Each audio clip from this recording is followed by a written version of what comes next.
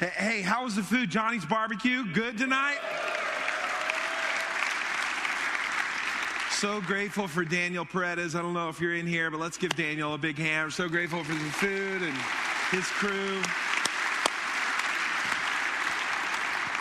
Man, I'm so excited. Hey, what's up, man? Hey, sorry I'm late.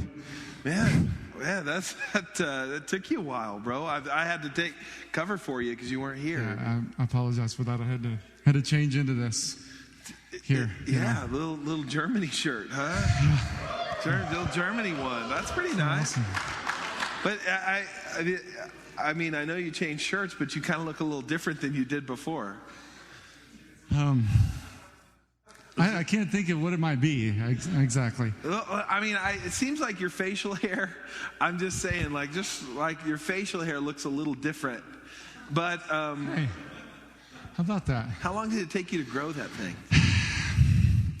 I've been working on it for a little while.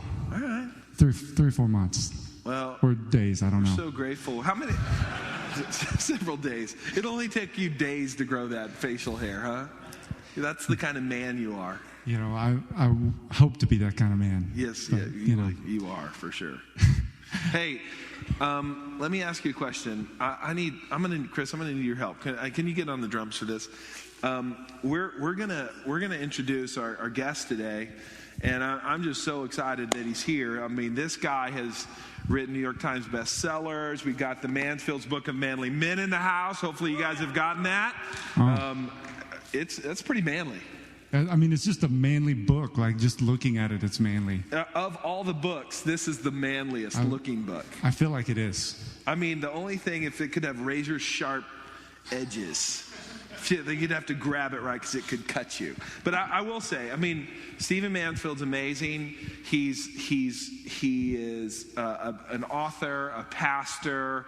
He's got all these degrees. He's really uber smart, and all these other things. But the truth of the matter is, he forgets his socks, and you won't even believe what he forgot tonight.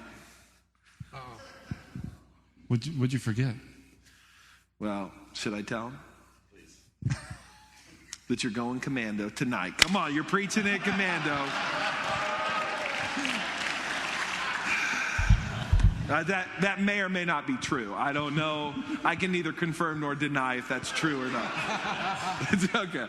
You can have your moment in a minute. But one of the things that we did is we got a list of what's our list topic here? These are the top 10 manliest things that Stephen ever did. Ooh, nice. Y'all want to hear this? You guys want to hear the top 10 manliest things? I mean, this guy travels the world, making it happen. Let's see, what are some of the manliest things? Well, Stephen. Yeah. Oh, thank you, Chris. Climbed Mount LeConte. LeConte. Time out. Like, what's Mount LeConte? Like, where's that at? Is that like a little hill outside of the Abilene, or it's a mountain in your backyard? I think they call those overpasses. It's the Appalachians. Okay, that's big time. That's a bit real mountain range. Go ahead. All right. Number 2. Stephen turned down an opportunity to have an affair. Hey, that's awesome.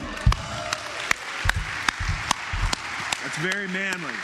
That's great. All right. Number 3. Scuba dived in the Abaco Islands. Ooh, scuba dive, Little scuba diving. Are you certified? I'd like to pause for a moment. Let's go ahead and take a survey of the people. How many of you think that's manly or not? Go ahead and just thumbs up or thumbs down if it's manly. How many? Okay, scuba diving. All right. Okay. There's a clarification. Was there sharks in the water? Yes, there was sharks. Yes, we got a winner. All right. Whew, saved you. You guys can relate to this one. Bow hunted for turkey in West Texas. Yeah. Come on. That's a big time. Turkey. That's hard to catch a turkey. Did you shoot one? Oh, all right. You didn't just hunt, you killed a turkey. That's even better. You don't catch a turkey. Okay, I'm sorry. I've never caught a turkey either. I know. Apparently, I won't catch a turkey, and I guess you have to shoot it. But the problem with the bow is you got to get real close. What if the turkey kills you? Okay, all right. Hey, this isn't top 10 manly things I've done. It's the top 10 manly things you've done. All right, Here we go. Okay. Killed a white-tailed buck. Ooh. We got any deer hunters here? Raise your hand if you're a big deer hunter, like to do that. How big? Time out, because white-tailed buck. My brother did too, and I think he had to time it between contractions as it was coming out. So it was tender. It was a tender buck. So here's what I'm at. How big was your buck? That's what how many you want to know how big the buck was, right? How big was the buck? 8 point. 8 point. 8 point. All right, that's a good. 8 point's good. I like it. That's a half-hearted West Texas. That's not bad. That's half-hearted. All right, here we go. Okay. Swam with sharks in the Bahamas. More sharks. Sharks again. Right, baby. There's a lot of swimming with sharks here. That's interesting. I'm going to mispronounce this one, but fired a Kalashnikov among Kurdish guerrillas in Iraq. Ooh. Is that a gun? It's a Russian machine gun. It's a Russian machine gun. Did you shoot it at people or just like up in the air? Just a clarification. I didn't shoot at people. I'm not a murderer. I shot it at a target. Okay. Nobody was shooting you, though? No. If you were being shot at, that'd be more manly. Don't y'all agree if he's being shot at? If you were being shot at, it'd be a bigger deal. It'd be a manly thing. That's okay. Right. That's right. What number are we on? We're down to our final 3 right here. All right. Thank God. Top 3. Okay, I can't hear you real good back there. Oh, yeah, there we go. Okay, all right. Number 3. Number 3, skydived from a C-130. Ooh, nice. I will say, Dustin, you remember this. The only time that I actually had the opportunity to jump out of a plane, I deputized Pastor Andrew Strand to do it. This is true. Why jump out of a plane when you can make your children's pastor jump out of a plane? That's my motto. It's more fitting. That's very manly. That's big time. Number 2, won a racquetball tournament. Ooh. Man, that's big time. Do you still play racquetball? A little bit. Yeah. Have you ever gotten bruises like on your body from like a racquetball bruise? Stop talking. Just stop Just talking. saying. I see racquetball and I go, I look like a big target in that thing. All right. All right, and number 1. Number 1. What is it? Manliest thing, became a covenantal friend with Daniel Stevens. Oh, that's sweet. Oh, that's really nice. So, okay, I just want to, just before he comes up here, I want to ask you, Dustin, because you've got this unbelievable facial hair. Thank you. Besides grow that facial hair, do you have one manly thing that you can say that you've done to top all 10 of Stephen's manly things? Like just one manly thing that you think if you're just going to hang it all on this, we'll let the people decide. One manly thing above all of that, you would say is? I thought about this a little bit because shaving off, 4 months of pumping this thing out was a little bit of a difficult, hard decision. Yeah. But sure. I did it because my wife told me I had to come home from this thing clean shaven. And so I like to think that pleasing my wife is a manlier thing than growing out this massive beard. That's good. That's a way to go, Deep.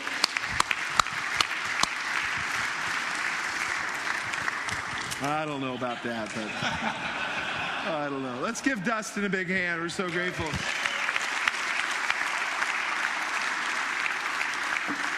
Hey, tonight you're in for a treat, and many of you were here this morning. If you weren't, you're in for a treat. Stephen Mansfield is not just a gifted speaker; he's a gifted writer. He's a friend and really a family member here in this house. He's been here so much.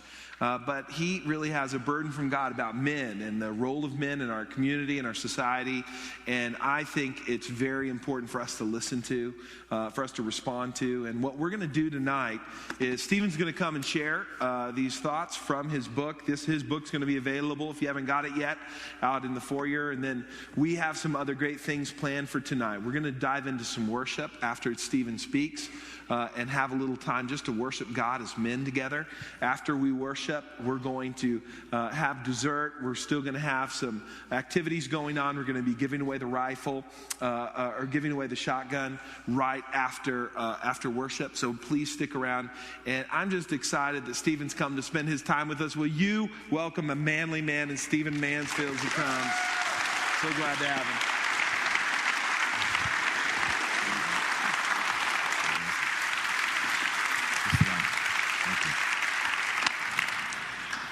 Okay, guys, I'm going to give you some assignments tonight, and here's the first one. By the time I get back, I do not want Daniel Stevens to think you catch turkeys, okay?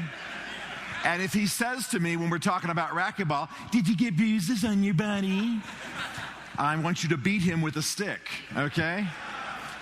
Somebody take this brother out and do some skydiving and some turkey hunting with a bow where, yes, you have to get close, okay, somebody? And let's have an agreement. Can we make an agreement? If he says commando to any of us, he gets beaten, all right? The state of our underwear is none of his business. That's all I'm saying. Huh? Can't confirm or deny. You know, what you don't want me to do is drop my pants right here and confirm, because what'll happen next...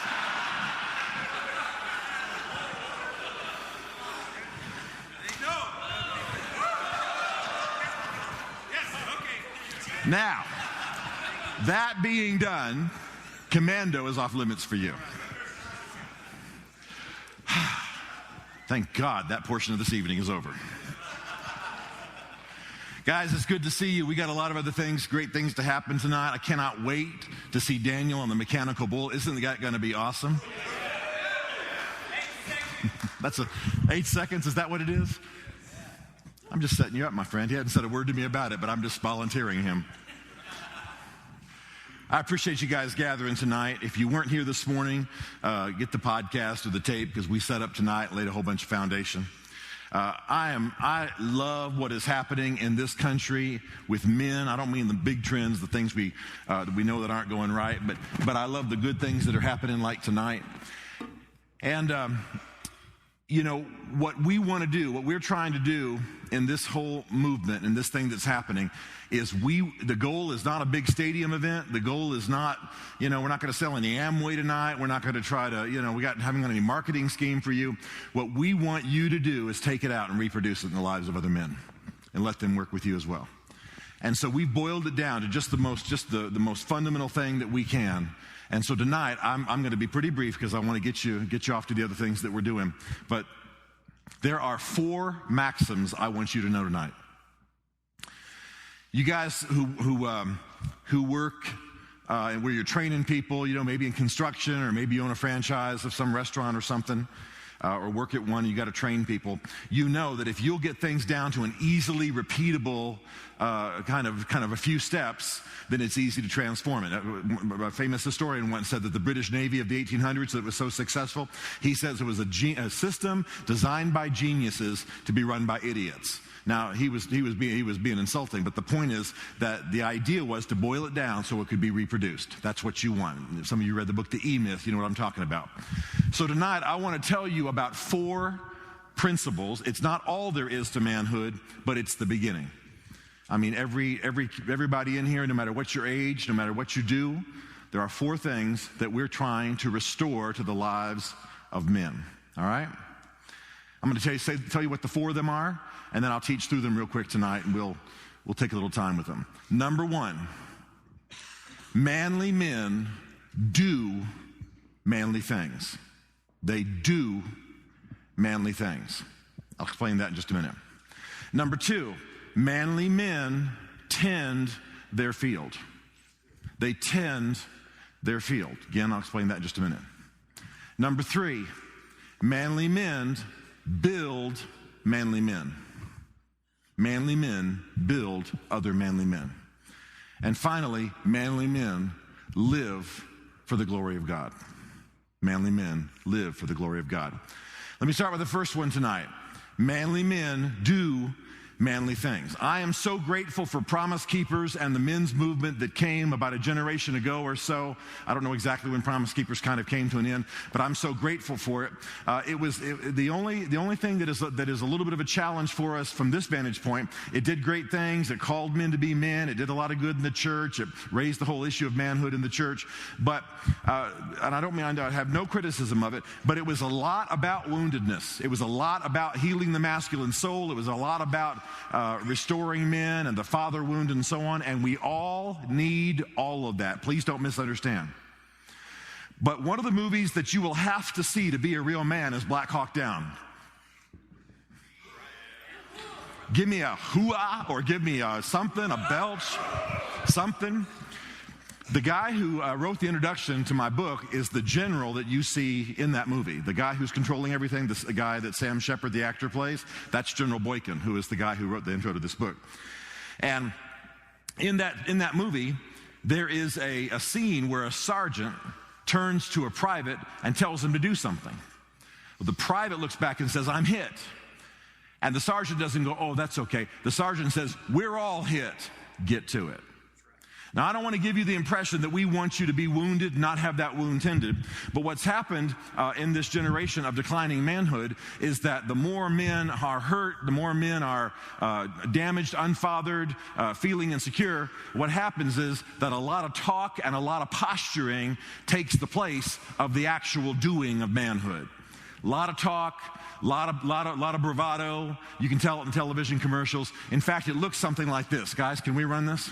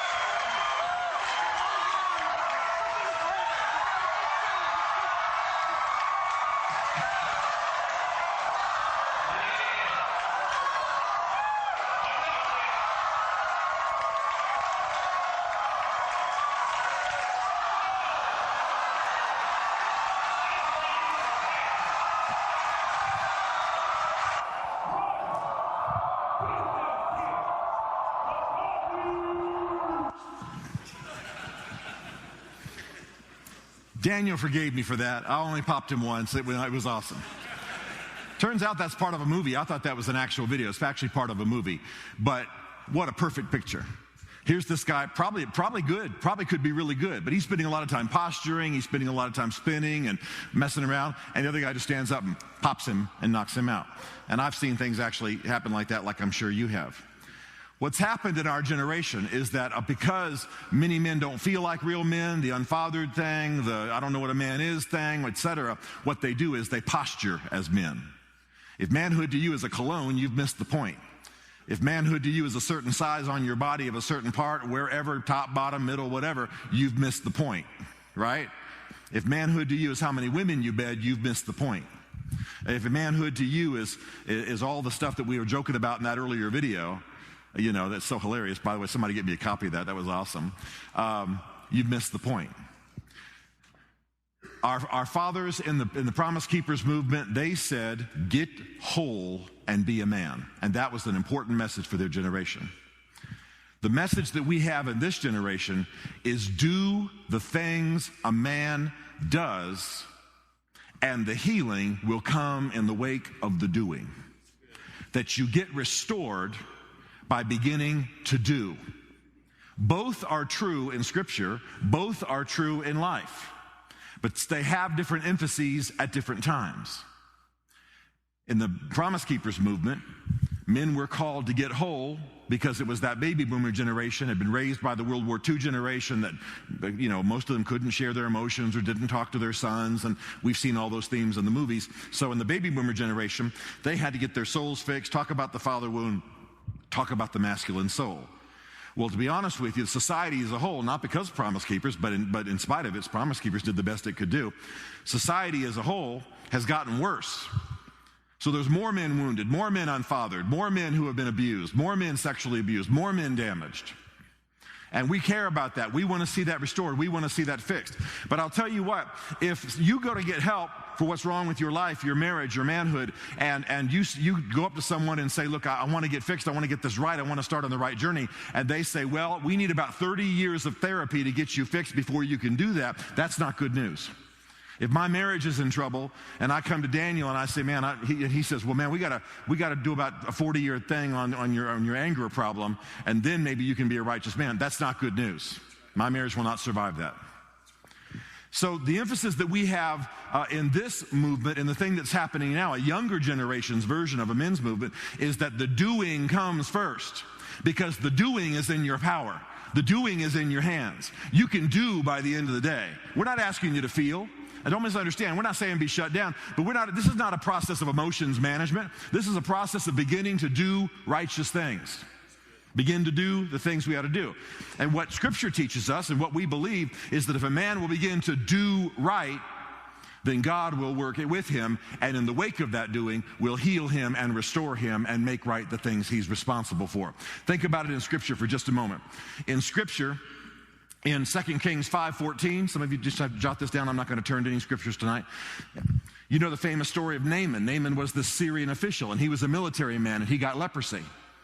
The Bible tells us that he went to the prophet, and the prophet said, go dip yourself in the Jordan, in the river, 7 times. Well, Naaman was proud. He was a big official, huge in the kingdom. And he said, no, I'm not going to do that. I'm not going to go dip myself in that river. He goes home, servant girl talks him into doing it. He goes back, and finally he humbles himself and dips himself in the river. What happens? Then he's healed. The doing comes first, and the healing follows the doing. Then we got the story of the 10 lepers in the New Testament. Jesus sees 10 lepers. They come to him. They ask for him to heal them, and he has mercy on them. And what does he say to them? He doesn't heal them right away. He says, go back to the priests. Go back to the priest. Well, that was the worst thing those lepers could have heard, because it was the priest that stuck them out there in the boondocks, isolated from society in the first place. But the Bible says that as they obeyed, and here's the exact verse, as they went, they were healed. The doing came first, and God's acting in their behalf came second. And so what we've got to do is get our eyes on the doing. Men are doers. A lot of what's passed for men's ministry and a lot of what's passed for helping men has been trying to get them to feel differently or trying to rearrange their souls. And that will come. God will restore your soul. God will restore you from your wounds. God will heal your heart. He is in favor of making you the man He has destined you to be. But the lack of that, or the fact that it's not complete, does not mean that you do not have the power to do. And the doing is the issue. And that's why we're going to do what we're going to do tonight as Daniel talks to us about where we're going over the next few months. You see, if I've got to feel certain things or be in a certain condition of my soul, Daniel can't really check with me on that. He can't look inside of me and see what's going on. But if what I'm committing to is to do the righteous things a man is meant to do, well, now doing can be confirmed. Doing can be checked by a brother. Doing can be verified, and I can be encouraged in the doing. I can be confirmed in cleaning things up in my life. I can be confirmed in serving my family. I can be confirmed in walking with a band of brothers who make me better. So I want you to understand tonight, it's very important you hear this. We're being a little bit radical. The issue for us is the doing. We want you to do and think about the doing and focus on the doing, because it's in the doing that the healing comes. So keep with us. Number one, manly men do manly things. Fake men talk it to death. Fake men act in dramatic ways to act like men, but they're not genuine men. Real men do the things they ought to do. We'll keep talking about that tonight. Number two, manly men tend their field. Some of you are going to say, well, hold up. In the first one, you told us manly men do manly things. Well, tell us what those are. Well, here's the beginning of it. Manly men tend their field. All through history, the image of a weak, immoral, irresponsible man was the extreme negative image of what a man was. A guy sitting in his recliner doing nothing, watching TV all day, just guzzling beer and screaming at his family, not taking care of anything. Adam standing there in the garden, letting the serpent deceive Eve and not saying anything. All through history, it's been like that. Irresponsibility and not tending their field is what defines bad manhood, negative manhood. But what we see is in the scriptures, Paul said, I will not boast beyond the field assigned to me. The word in Greek literally means a measured space, an actual measurable thing for which he was responsible. And out of this and some other scriptures and some other things that we believe that every man has a field assigned to him. Now, this is really important, so please hear me. Every man has a field assigned to him. For every stage of your life, God has ordained a field that you are responsible for. I don't mean a physical field. I mean the total sum of what he has made you responsible for. For the young guys in the room, it might be be obedient to their parents, keep their rooms clean, and run their paper route. They go to college, it might be a rusty old car, half a dorm room, some textbooks, and a dating life, and part-time job at Pizza Hut. That's their field, okay? You get older and then the field becomes something else. Maybe it becomes an apartment and a job and a car and, responsibilities in church and the community. And it keeps on increasing from there. But one of the things that a man ought to do, once he accepts the fact that it's the doing in which we find manhood, is that he begins to understand there is a field assigned to him. And a man should know for every season in his life, because it does change from season to season. I don't mean seasons of the years. I mean just, there are periods in his life where it changes. A man should know the field assigned to him. And that field, he protects, he nurtures, he grows it. His heart, his spirit hovers over it. He keeps tabs on it. He prays for it. He watches over it. He's responsible for everything there. It doesn't mean he has to do everything, but he's responsible to make sure that everything gets done. And I'll tell you guys, this right here will change who you are as men. This is one of the most important things I've ever learned as a man, one of the important things I've ever taught as a man. My football career lasted about 2 years in high school, but I got to be decent as a defensive end in my senior year of high school. I was really terrible my sophomore year. I'd come back from Germany, and we hadn't really been playing real football over there, some kind of fake thing we'd seen on TV, and so I didn't really know how to play football at the largest high school in Iowa, which is where I played football, where the state god is a football. And so I played on a team coached by a former NFL player. And I was pretty big, pretty strong, but I did not have the brain to play defensive end. So they worked with me and they explained some things to me and so on. And basically they said, look, if the ball comes through this area, destroy it. This is your territory. You don't let anybody through here. That helped me. That helped me. But then I blew it. I didn't get it right. So the coach got mad at me, said some things about my birth and my mother that weren't really true, and said, meet me here on Monday morning at 6 o'clock. So Monday morning, 6 o'clock, I met him out in the dark on the football field, and he had a pair of scissors. And he said, this is your field. You tend it. Every day this week, I want you to come out here and mow this field. And then he whipped out the scissors with these. So I got down on my hands and knees in the Iowa cold in late October, and I cut the grass with the scissors. Now, something happened to me as I did. I think I went crazy is what I really did. But I started to know what the grass was. I started to know where it was and where the rocks were and what grass was where. And I started to know, that grass over there is especially dense. And just to pass the time, because I was required to do it for 2 hours every morning. School didn't start till 8 back in those days. For 2 hours every morning, I'm there shivering. So I started to name the grass. And they're like Herman and Fred. These guys had names, right? And I would cut that grass. Well, come practice by midweek. I did not want that nasty little stinking running back to step on Fred. You understand what I'm saying? So I forearmed his butt into the stands, right? That's how I met him and drove him off of my territory. This is a true story. And I kept on, I kind of went mentally nuts is what I did. I just decided that this was going to be my field and I was going to protect it. But something about that silly little exercise of having to mow, and I had to do it for 2 months, by the way. They made me do that for 2 solid months. The lawsuit is still pending. No, not really. But I became a pretty good defensive end by understanding this is my territory and no one comes through it, especially the quarterback. I decided that all quarterbacks were weird. All quarterbacks needed to die or they would steal my girlfriend. That's what they told me. So, search and destroy was what I was about, and I became pretty decent. Now, the principle that I'm talking about is once you know what your territory is and that God wants to partner with you to develop and nurture and grow and cause that territory to thrive, that's when you've stepped into manhood.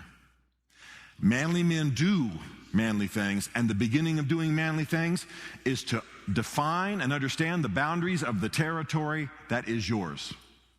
If you take on more than what's assigned to you, burnout and stress and poverty will come because you'll be trying to reach too far. If you take on far less, then you won't have growth and increase. Increase comes in this life as you man your field and tend your field, and you fulfill it, and then God says this man can be trusted with more. Just write down Luke 16, where God says if you can be trusted with worldly wealth, with other people's money, with natural riches, then you can be trusted with real riches. You want to grow and increase in the world, you want to have a bigger business, you want to have a bigger role in ministry, you want God to give you a larger reach and impact, tend your field. Tend what God has assigned to you. Every single one of you, before this week is over, maybe before this day is over, should sit down with a pad of paper and literally write down what has God assigned to you for this season of your life. And then you've got to go before God and you've got to say, I own it. I own it. I mean, for me, this had to even go a little bit to extremes. If Bev and I came home and there was a light bulb out, I wanted to kill in me any kind of attitude, oh, she'll take care of it. Because that's the attitude that's getting a lot of families killed, a lot of men in trouble.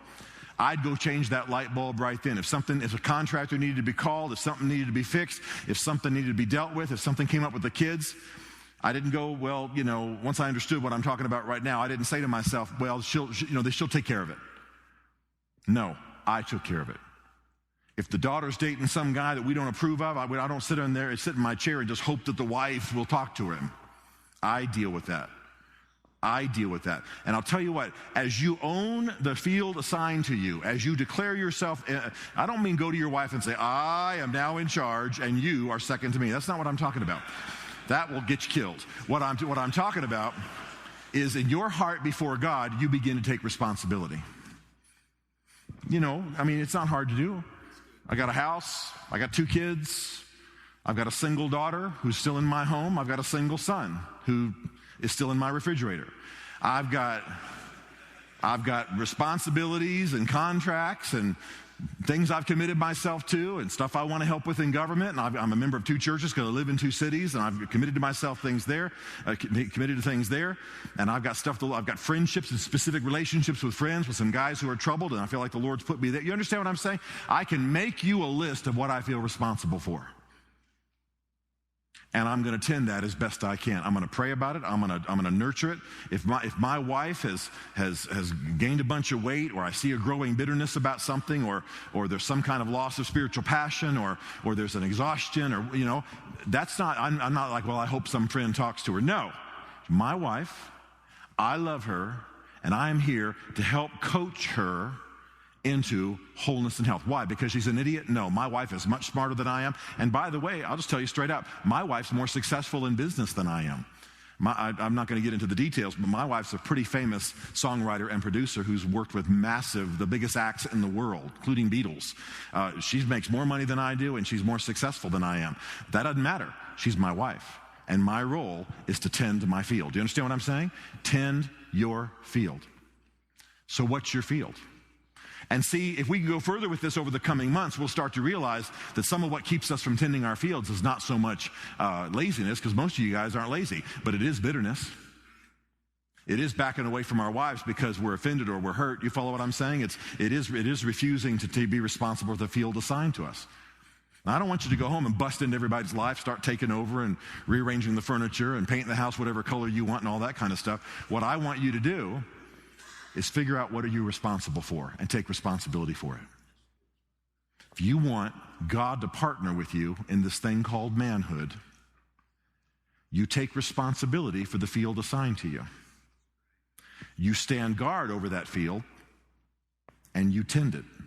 Now that even comes down to taking responsibility for yourself.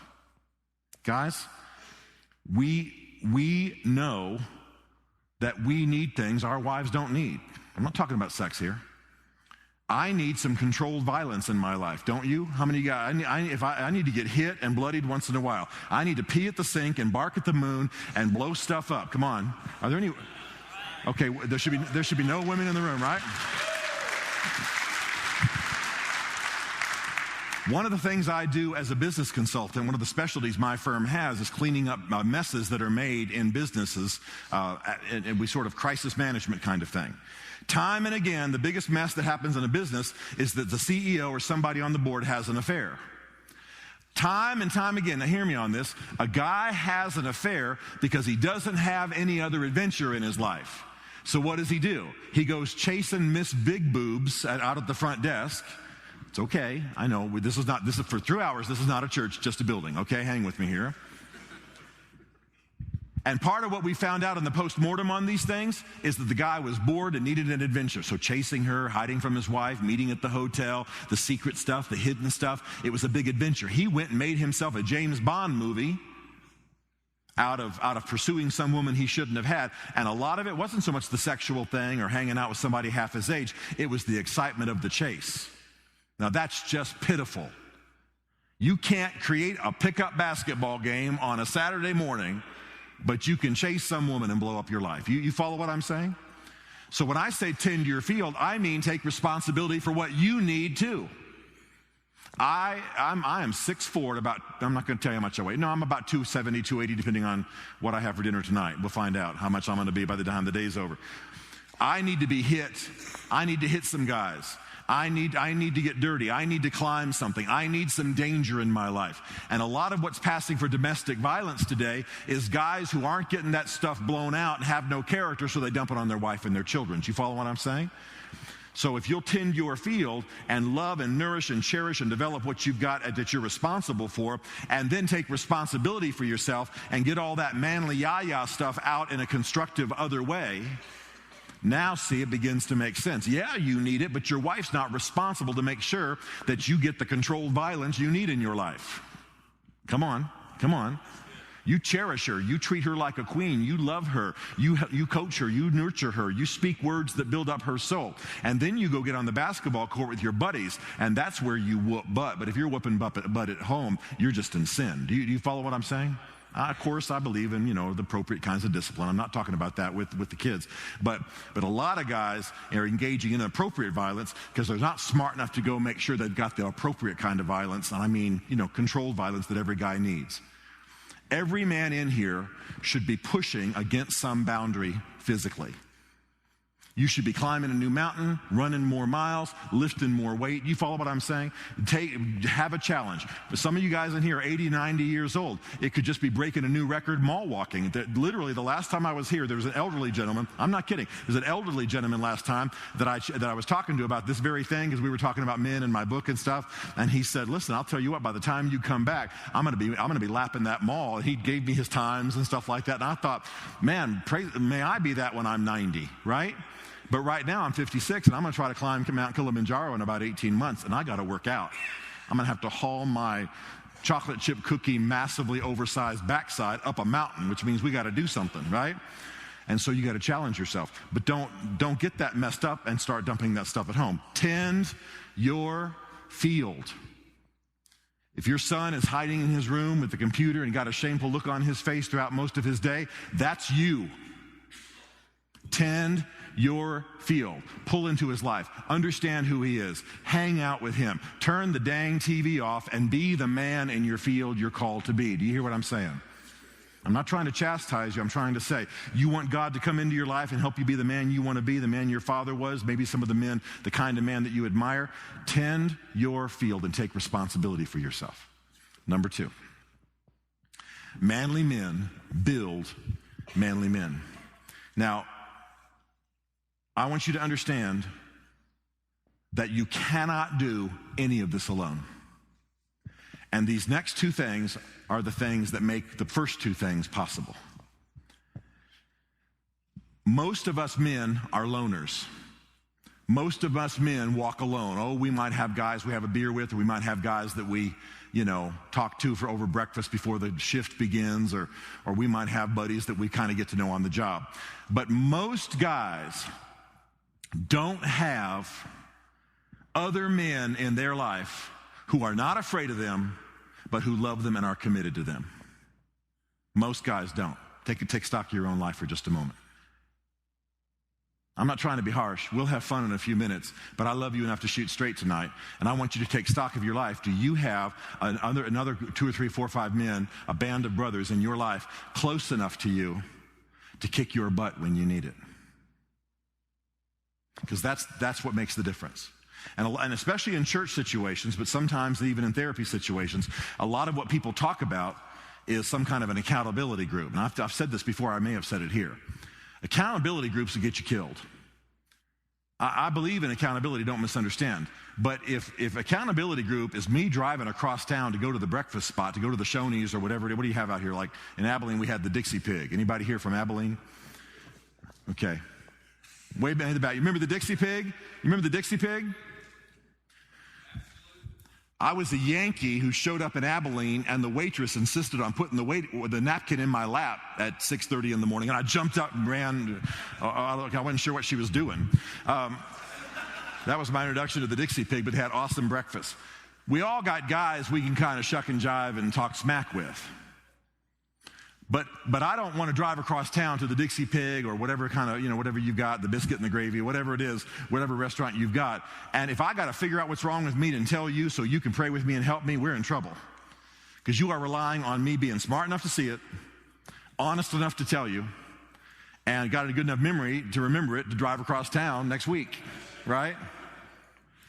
No. I need to walk closely enough with a brother. Now, it's not going to be Daniel because we live in 2 different cities, but I'm just saying, if Daniel and I live in here in this city and we're walking this way, I want him to know what's wrong with me. If I drop 4 or 5 F-bombs, I want him to be on me. If I take a 3rd, 4th, 5th look at the waitress, I want him to say, what's going on, man? What's going on at home? Because you are just checking out this waitress. What's going on? Real stuff.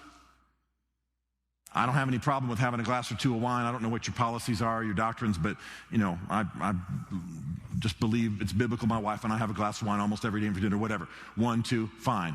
260, 70, 80-pound man, that's just fine. If I'm on my 4th or 5th or 6th, or he calls me and I'm slurring my language, I want him on me. You follow what I'm saying? I want him on me. I want him to know without me having to tell him, because I'll lie.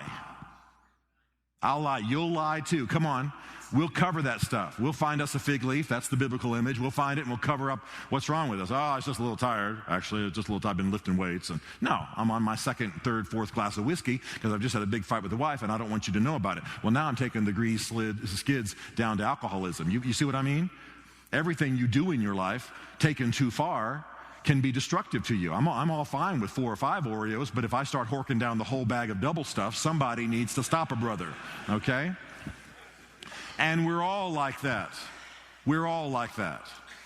I need men walking closely enough with me to tell me what's going on. So the goal of what we're doing right now is not a stadium event, and it's not some kind of thing. It's just like this. Would you come here for a minute? Would you come here? And you, would you come here too? And you too? I'm not going to do anything. Okay. Here's what it is. My African-American friends, just come up and put a hand on these guys' shoulders. My African-American friends say, get a hand on a brother. For those of you who weren't here this morning, I go to a great big African-American church in D.C. They say, get a hand on a brother.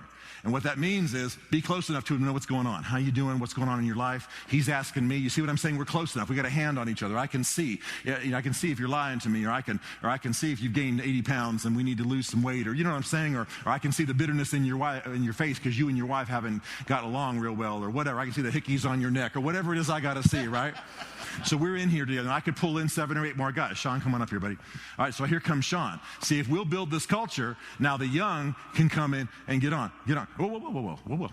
I don't want him to get on the outside. No, he's not a man yet. Sean needs to come to the inside, and we protect him. Now, how are you doing, young man? Good. How you doing with the ladies? I'm just playing. You see what we've done? We've built a culture. I could keep on adding men. I could add all of you. And we built a culture where we're checking with each other. I want to know you. I want to look in your eye. I want to put my finger in your chest. I want to understand how you're doing. I want you to confront me. You follow what I'm saying? We love each other. We're going to have fun with this thing. We're going to go out on a trip. We're going to blow stuff up and pee in the sink.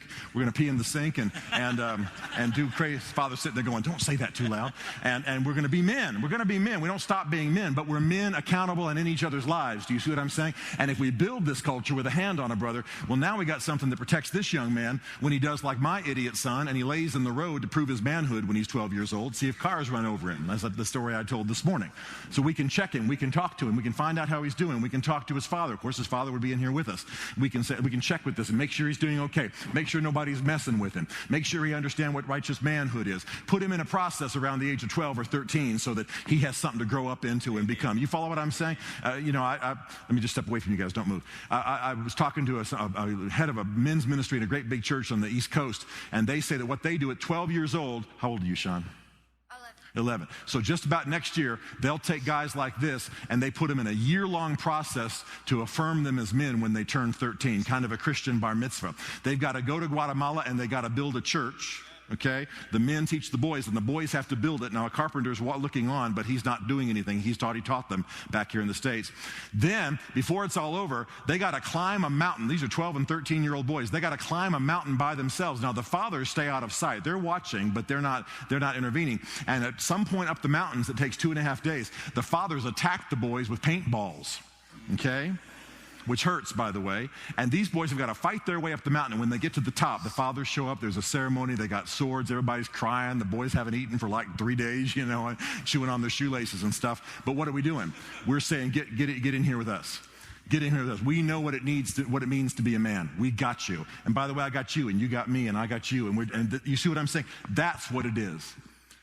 Whatever happens with stadium events and television programs and programs about men and books about men, that's not the point.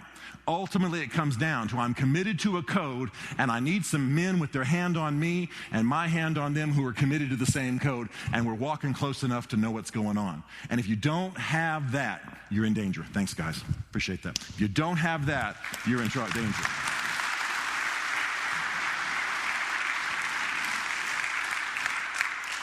Manly men build manly men. You can read a book and ignore it. You can watch a video series and go, okay, whatever. You can lie to a bunch of guys who meet for breakfast once a month. You can avoid your pastor. You cannot have anybody in your life, and you're in danger. But if you got a band of brothers and you've said, I want you to speak into my life, I'm going to speak into yours, we're committed to this thing called manhood, and I want your help, that's when things get real. That's when you start to grow.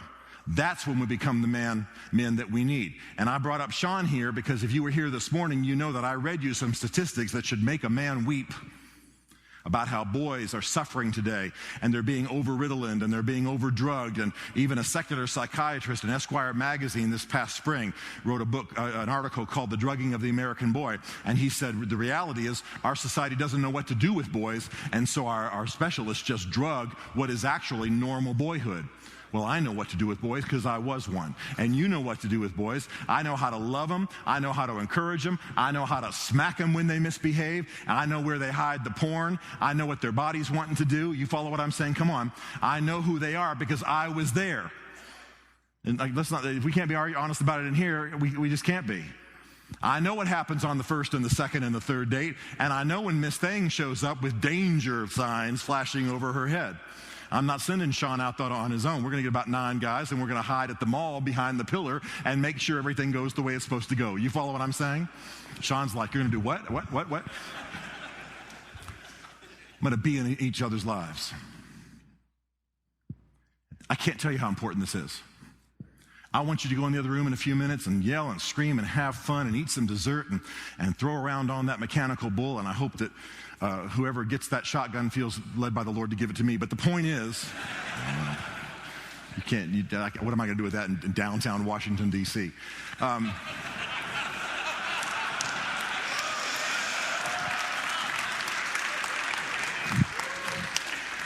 We just took a hard turn to the right there, guys, and I'd like to bring it back the other way. No. I want you to have a good time. But the rubber meets the road when you turn to some other men and say, help me walk out this thing called manhood. Help me. I don't want to just live a BS kind of manhood. I don't want to just build muscles and, fine, do all that. I want you to do all of it. Have all the man stuff. But if you think that alone is manhood, you've missed the point. Let's go ahead and use the title from the TV show, the TV series. I want a band of brothers. I want men who love me but are not afraid of me. And fortunately, I've got a few of them, and I need a few more. Because I travel so much and I'm a little bit, I live in 2 different cities, it's a little bit harder. But my band of brothers have made me better. My band of brothers calls my wife with my permission to find out how I'm doing as a husband. I'm tempted to pay her not to say anything bad because they will kill me. You know what I'm saying? But I've told her, you tell them the truth. I've told my wife, if something goes wrong seriously in our marriage, you call Jim LaFoon and Rice Brooks, and I put Daniel on. I've literally given her a list and phone numbers of the men I would trust to fly in and fix our home if something went wrong. And I've got men close to me. And trust me, they are not afraid or intimidated by me. They'll come over and they'll whoop me and, kidnap me. And I got in a little season where I was working too hard, and they arranged with my wife she canceled all of my stuff for 2 weeks, and they kidnapped me and took me out into the boondocks. I fought them. I hit one of them. I was mad. I had things to do. I didn't know my wife had already canceled all of it. Plus, they put me in a bag, and I'm a little bit claustrophobic, so we had to deal with that too. Whatever. See, two of my guys are Navy SEALs, and you will never be tougher than them. So it's always a contest. What I'm trying to say to you is, get a hand on a man, grow a manly culture, bring the young into it. Doesn't take a church program, doesn't take a men's ministry, doesn't take a stadium event. I love all of those. It should be happening in a matter of time, just in the next few weeks. And finally is this. Manly men live to the glory of God. Gentlemen, if you want to be close to the living God, declare yourself to become the kind of man he's called you to be. Start doing and not just talking. Start living in openness with other men. And God moves in because he loves that thing. In fact, there have been entire spiritual movements that have changed nations when a few men got together and began to hold each other accountable. You want an example of what I'm talking about? At Oxford in the 1700s, a couple of brothers named Wesley and another man named Whitfield began to meet together and perfect holiness and confront each other and challenge each other. And other guys joined and other guys joined. You see, you never thought about that as a men's movement, but it was. And eventually they began to go do things together. They'd go to men in prisons and they'd go to men who couldn't feed their families, and they began to do things. And before long, the just powerful things happened. And literally England was kept from a French-style revolution because some men got together and began to work on each other to become righteous men and do good works in the world. And by the way, I want to tell you that I'm in that kind of thing. It's not some weird bondage thing. I've never had so much fun. It's just a ball with these guys. It's a lot of fun. One of my good friends, and I'm not dropping names, you guys know Dave Ramsey, the financial advisor. He's one of my best friends, and he's in my band of guys. Now, I don't ride motorcycles because I don't really have time, and I don't do some other stuff. But most of hanging out with men happens on the backside of a motorcycle ride at the top of a mountain, or after somebody's been beaten up somewhere, and something that we're doing. I've never had so much fun, but I've also never loved so deeply, because when a man rebukes you, what does the Bible say? When a man rebukes you, that's real love. That's real love when a man gets in your life. You can't do that. You can't allow that. You can't make that happen unless, and this is the fourth principle, a manly man lives to the glory of God. Now, I want to know God, and I want to walk with him, and I've done about everything I know to do. I've done long fasts, and I've attended church, and I've prayed, and I've given everything away, and I've gone to dangerous places in the world to preach the gospel, but never, ever, ever have I felt the presence of God like I have walking with other men, allowing them to speak into my life, allowing them to expose my garbage, pursuing Jesus together, but at the same time trying to be the righteous men tending our field that we're called to be for our families. And some of the guys I hang with are politicians, so they got like whole states that they're responsible for. I've never felt the presence of God like that. And I'll tell you why it's so important. First of all, most of us live manhood oriented to women. Now please hear what I'm about to say. I'm glad if you're married or you're dating a lady and she's an awesome lady, I'm glad for that. But the manhood you are called to is a manhood, first of all, unto God, and second of all, for yourself and what you're made to be. It's not primarily in terms of your wife. And I think that's a flaw in a lot of men's ministry. You're going to be awesome for your wife. It's like I want to say, just give us a minute. But there's not anything that says that a man is supposed to be awesome because he's focused primarily on his wife first. No, you get right with God, and then you get right in your own soul, and then you tend your world, and you love your wife, and you lay down your life for her. But you got to get right first before you have the gift of yourself to give to her. Do you follow what I'm saying? You got to get yourself straight first.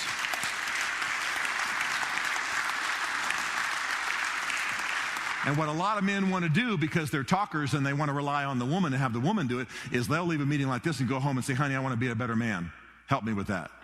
And I want you to shut that stuff up. I want you to decide with some other men you're going to be a better man. And I want one day your wife or your girlfriend or your mother or whoever you live with turns to you and says, something's different about you, and it's awesome.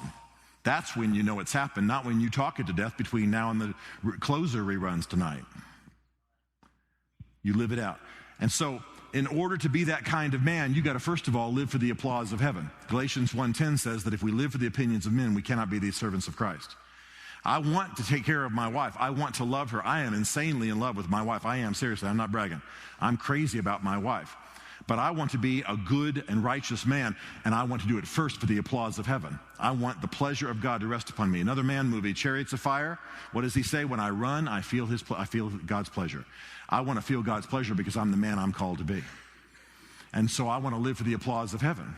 I remember when I was a little boy, I would bring dandelions in from the yard and give them to my mother like they were a great big bouquet of roses, and just be so proud. And she'd say, that's good. That's so good. I love you. Well, 40 years later, if I'm bringing dandelions in from the backyard, my mother's going to go, what's up with you? Buy me some flowers, will you please? And that's kind of how it is. Men want to live for approval, and they want to live for approval of their women, but we're not going to be righteous men unless we're living for the approval of heaven first. Okay? Second of all, you got to have resources you don't have. My wife is a fine woman. She's a great woman. She is, really, she's amazing, and I'm not kidding. She's more successful in business than I am, and if you're in the music industry, she's famous. But because she's an artist and gifted administratively, she produces tours and so on, and some of the big tours with people you've seen out here, she's produced. You just didn't know her name. Well, here's the code word, men, complicated. All right? That's a word we can look at each other, and it's the same thing as a wink. She's complicated, all right? I don't know enough about her by just staring at her. I don't know what I need to know by just staring at her. A lot of us turn to our wives or turn to the women we're dating and we go, tell me what I'm supposed to do. They don't know. I come home, my wife's in tears. Baby, why are you crying? I don't know. Okay, be careful now. It's like God saying, danger, danger. I'm just being goofy, but what am I saying? We don't often know what's going on with us. We need wisdom from the Lord. I hear a little bitterness in my wife, or maybe somebody in her family, or I notice a little weight gain, or I notice that some of the passion's lost, something like that. What's going on? If you're waiting for them to tell you, you may not know. I need the Lord to drop stuff in my soul so I can tend my field well. You follow what I'm saying? Parenting today, you sit down with your parents and sit down with your kids and look across the hamburger counter and say, now what's going on with you? They're not going to know. They're not going to know. We're all knuckleheads. Come on. You as the man, you need wisdom from God. I think Sean's probably an awesome kid, but if his father looks at him and says, tell me what's going on with you, Sean's going to go, I'm 11, fool. I don't know what to tell you. I'm 11 years old. What am I don't know. And that doesn't get better as time goes on. Do you know what's going on with you all the time? Some of you guys want to burst into here. No, I don't. Because we don't know what's going on. I need wisdom from God. I'll tell you something else. I need radar from God to tend my field. I don't need to find out. Now, my kids are older and don't live with me, but if I had a whole passel of kids living at home, I don't need to find out that my kids are watching that late night HBO porn in my house because something disastrous happens. I want God to so fine-tune my sensibilities that if somebody's got porn in my house, I got alarms going on in my heart. You follow what I'm saying? Because it's my house, it's my field, it's where I belong. I wrote this in the book.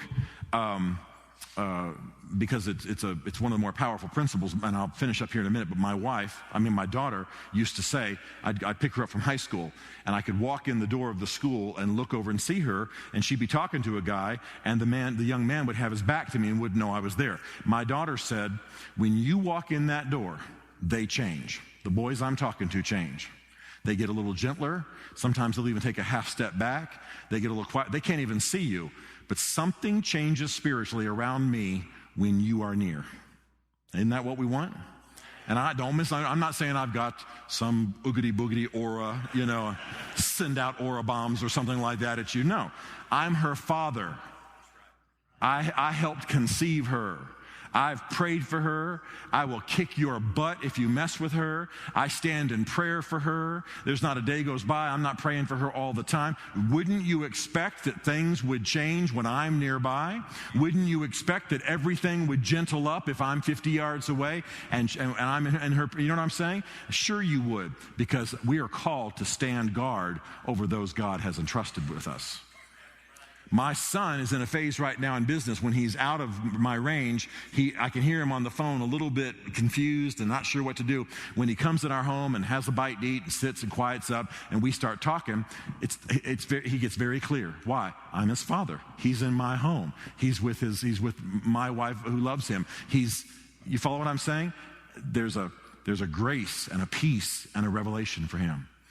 Manly men live to the glory of God. Tonight, you need to ask God to help you be the man you're called to be. Listen, I'm not talking about just pie in the sky stuff here this evening in these 4 steps. These things will begin to change your home and your relationships in your family without you ever saying a word to any of them. I want you to be the right man. I want you to be the man you're called to be. I want you to stand before God and let God work in your life. This is not about, we don't need to talk right now about submission and all that kind of stuff. That's the stuff a lot of people want to run to. What we need to talk about right now is men being willing to do the things they're called to do. I want to tell you a closing story, and then I'm going to turn it back to Daniel, but I want you to listen carefully. I attend, as I've already said, a church of about 3,000 African Americans out on the Beltway of D.C., and we have another sister church that's even a little bit larger down in Virginia.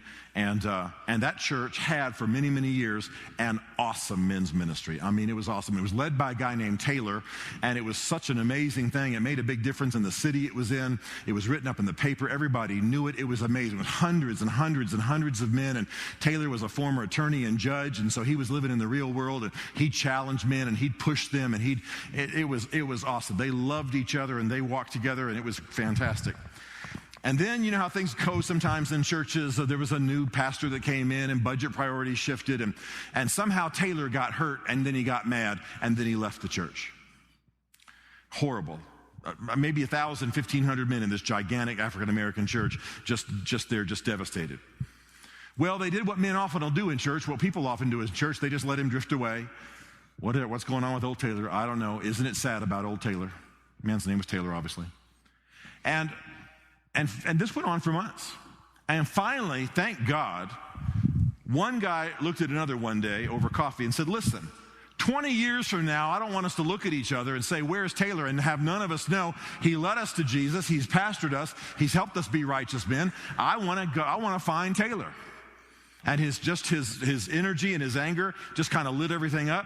And finally, they began to pull guys together, and they made a plan. Here was their plan. Taylor had some money. He lived on 5 acres out in the country. Again, he was a judge and a lawyer, African-American man. They went to his wife and made a plan, and here was the plan. By the way, I haven't told you the most important part. Taylor went and locked himself in his house and wouldn't come out. He was mad. He was also retired, and he was fairly well off. He didn't have to work unless he wanted to as a lawyer. And he locked himself in his house and wouldn't come out. Nobody could get him to come out. He wouldn't answer phone calls, and he wouldn't come to the door if he saw one of his guys there. So when these guys got ticked off and decided that they were going to pull Taylor out, they went to his wife and made a plan, and the plan was this. They decided that these 1,500 African-American men were going to camp in Taylor's yard in shifts. There's no joke. So they divided themselves up in shifts, and they went to building tents in Taylor's yard, 5 acres in the country. What you may not know, because maybe you're not as familiar with African American culture as some of us who live more in it, is that one of the great statements by Spike Lee, the African American movie producer, he said one time, "Black men don't camp." So all these guys had T-shirts made with Spike Lee's face on it. Underneath it said, "Black men don't camp." It's hilarious. I'll tell you how that works out in just a minute. So they went and they built these tents all over Taylor's yard. They ran these great big power cords, because you got to have your flat screen TV and your rotisserie. Let's be real. We're not going to freeze to death, right? So they got all that going. And so guys would camped in his yard, about 150 at the time. Every so often, if they saw Taylor look out the window, they'd go, "Hey, Taylor, look what you're making me do," pointing at the shirt that says "Black men don't camp." They had great big signs up: "Taylor, you're an idiot. Taylor, come out. Taylor, we love you. Taylor, we know where you live." They'd cook. The local barbecue joint, and believe me, there's nothing like inner city African American barbecue, would deliver. Guys would cook stuff. They were actually having a lot of fun, but they'd want to get Taylor out. Well, Taylor got mad, and he called the police. So the police come one morning and see all these guys camping in his yard. They have to get Taylor's wife out there with the heads of this movement, this Taylor reclamation movement, to explain to the cops what's going on. The cops look at the guys and say, "I wish the guys in my church loved each other that much." And they get back in the car and leave. That afternoon, a different group of cops come, walk through the crowd. They pull out their flashlights, knock on the door, then they start beating on the door. And that way, the cops have a way of, with that flashlight, they can make it like a sonic boom. You know what I'm talking about? And they say, Sir, are you in there? Sir, we've had calls. Sir, are there guns in there? Sir, you'll need to come out here. It's completely made up. Nobody had called at all. They had decided to help the men get Taylor out. So when Taylor came out on the porch, all the guys were like, "Yeah, Taylor, woo, woo, woo," all that kind of stuff. Twice a day for 7 days, the police would show up and get Taylor out on the porch. Probably breaking all kinds of laws. Nobody had called them. Nobody had filed a report. But the guys down at the station had decided to help out this church. And some of the guys were from the church. This went on for days. Finally, on the evening of the 8th day, Taylor stepped out on that porch, bawling his eyes out. And it was the funniest moment. I saw the video later, because the first thing that happened was not a bunch of guys walking up and giving him a big hug. The first thing that happened was a very African-American thing. One of the guys walked up and said, "You fool, you left us camping out here for 8 days. Have you lost your mind?" And they chewed him out for about 3 minutes before finally they said, "Come here, fool," and they began to get it.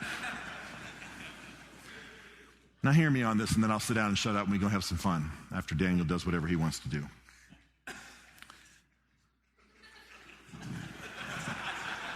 Not whatever he wants to do, but something. We live in a world of Taylors. Some of you are Taylors. You got guys at your business. You got guys in your family. You got guys living in your home. You got guys, you got guys in this church. And they need to be brought in. They're eating too much, drinking too much, doing porn. They're lonely. They're isolated. They're arrogant. They're chasing tail. They're doing whatever it is that they think is cool. And you know about it. And one of the things that's got to stop, is this southern kind of over politeness. I don't mean to pick on the South. I'm born in Georgia, but this kind of thing that happens, an over politeness that keeps us from stepping into each other's lives. If you go to this church and I go to this church, that's it. There's a free fire zone between us, right? I love you, you love me. I can speak to anything. I don't need a written invitation. I don't need to get your permission. You follow what I'm saying? I don't mean I'm going to bust into your house and go rifling through your drawers. I'm just saying that at some point, men have got to be men, and men don't sit around asking permission. Men don't sit around waiting until somebody. No. If Daniel and I are going to go out and get about to eat, you could do some things later on tonight because I'm leaving in the morning. And if something comes up, he just steps into my life. He doesn't ask permission. He doesn't wait for a written invitation. He doesn't call my wife or my father. He just speaks to me because we're men and we're committed to a common code and a common purpose. And that's what we got to do. Men are dying. People are committing suicide. People are drinking their lives away. Men are rotting on the vine. A world is not being reached. A generation of young men and young women. By the way, everything I've said about young men, I could say the same things about our daughters and young women. They've got to have righteous men around. You got to get a hand on a man. You got to invite him into your life. You got to create a free fire zone around you. You got to go after the Taylors. And if you got to camp in his yard, that's just what you've got to do. Don't let them drift away in bitterness and anger. Don't let them drift away. I'll tell you what, it moves me that whole nations have been changed when just a few men get together and start getting honest with each other. Stop posing, stop posturing, stop being too busy, stop being TV addicted and food addicted and booze addicted and sports addicted and all that other stuff. It's all wonderful. Don't misunderstand me. I'm not the negative kind of guy on all this stuff. Have a ball, have a blast. I prepared all this teaching watching the World Cup. I said, Lord, can I watch the World Cup and pray at the same time? I was trying to figure out some way to, because they don't have any stinking commercials in the World Cup, and I think that's a real crime. But find the men you're supposed to have around you. Get a hand on a man. Create a free fire zone. Have some fun. No man walks alone. That's got to be our banner. No man walks alone. And I'll tell you what, because manhood is already a value out here in this part of the country, and because already families are, fathers, sons, and hunting, and that kind of tradition is still alive out here, there's a chance for something to happen in this part of the country, this West Texas area, Midland, Odessa, Abilene, all, you know the geography better than I do. But there's a possibility something could happen here that could pour out into the rest of the country, because manhood is being trashed in our generation.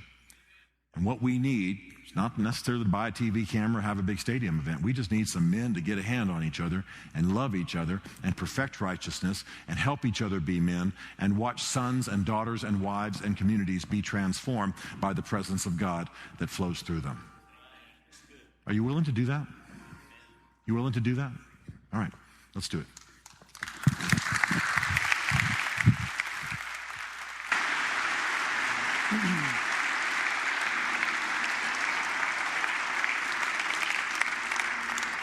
We're going to take a moment and just worship God for a few minutes before we continue with the night. And one of the things I was just thinking of as a church, there's several things we really value. We value intentionality. This is something we talk about. It's a unique part of who we are, how we fulfill our God-given mission of reaching, growing, and sending, how we're reaching others with the gospel, helping others grow in their relationship with Christ, and then sending them to their workplace and their world to do the same. And the thing about being intentional is, I love how it goes with manly men do manly things. I think being intentional about our relationships with other men is one of the most important things you can do for your marriage. It's the most important thing you can do for your kids, for your walk with God. I think it's so huge. And I just think in response to the message tonight, I would encourage you to do several things. I'd encourage you to read this book. I would encourage you to get it. I think we have like 42 left. I think we brought 300, 250, something like that. We only have like 42 left. We'll sell them after this. Don't worry about it. We'll order more. We'll get more in. And if you didn't get one, we'll get some available to you. But I just think that we need to evaluate, what is our field? Be thinking about that. What is the field that God's assigned to you? Answering that question. What a great question to answer, to list it out. I'm not talking about, just thinking in your truck. I'm thinking about get a piece of paper and write down, like, here's the field that God's entrusted to me. This is what I'm responsible for. Begin to really think through that and ask the Lord about it. Beginning to respond to the idea of pulling other men in your life. Who are some men in your life that you need to connect with and that you could pull into? And we've got men's groups in our church, and we'd love for you to be a part of it. If you're from a different church, plug into the men in your church. It's so huge. But finally, the last one is probably the most important, is that our lives are to live for the glory of God. And I'm just telling you guys, if you haven't given your heart or your life to Jesus Christ, if you haven't surrendered your life to him and said, God, I want to live for your glory, man, I'm just telling you, that's where it begins. You want to do a manly thing? The most manly person on the planet, Jesus Christ. He died on a cross that he didn't have to die on. He sacrificed his own life so that you and I would be forgiven, have a relationship with the Father, be restored to the Father. And As the most manly man ever, Jesus, the most manly thing we can do is say, I cannot live for my own glory, but I can. And I want to desire to live for his glory. And it just takes surrender. So tonight, as we're worshiping, maybe you just need to evaluate what your field's like. Maybe you need to evaluate, man, I need some men in my life to be real with and intentional and authentic. Maybe you're saying, you know what? I want to live for the glory of God, and I've been living for my own glory. And if that's you today, before we end tonight, we're going to have some guys available that would love to pray with you, talk with you, answer questions. Some of you guys that are on the prayer team, I'm just going to ask you to stick around here in a little bit and then pray with some guys. And we'd love to introduce you to a relationship with Jesus Christ. One of the ways we can give him glory is worship. So I'd encourage you to stand, and we're just going to sing a couple songs. And I pray that you don't take a long time to get into it or worry about what you got going on or check Facebook or anything else you're tempted to do. Let's just take a few moments and let's worship God. If you need to get some space, you're all crowded up, you need some like man room, you know what I mean? Like to just kind of lift up your hands and worship, or just get alone. If you need to kneel before God, we're going to just have a few short minutes of worship here. And I'm just going to ask the Lord to prepare our hearts now. God, would you prepare our hearts to engage you in worship? Father, as real men who are surrendered to you, Father, men who deeply love you and the things of you and love one another and the men that you've called us to walk with, our families and our friends. Lord, we just submit ourselves to you in this time. Right now, God, we ask that there would be no distraction here in this place, but we'd be able to just listen to your voice, that we would have the strength to surrender, God, the strength to surrender to you, realizing that we don't want to live for our glory anymore. We don't want to live for money. We don't want to live for materialism, live for our wives, live for our kids. Father, we want to live for your glory. So, Father, we just pray you're glorified in our praise. You're glorified in our attitude. You're glorified in the things that we do. Father, so we submit to you now, right now, as we worship you. Thank you, Jesus. For more information, please visit us on the web at midcities.org.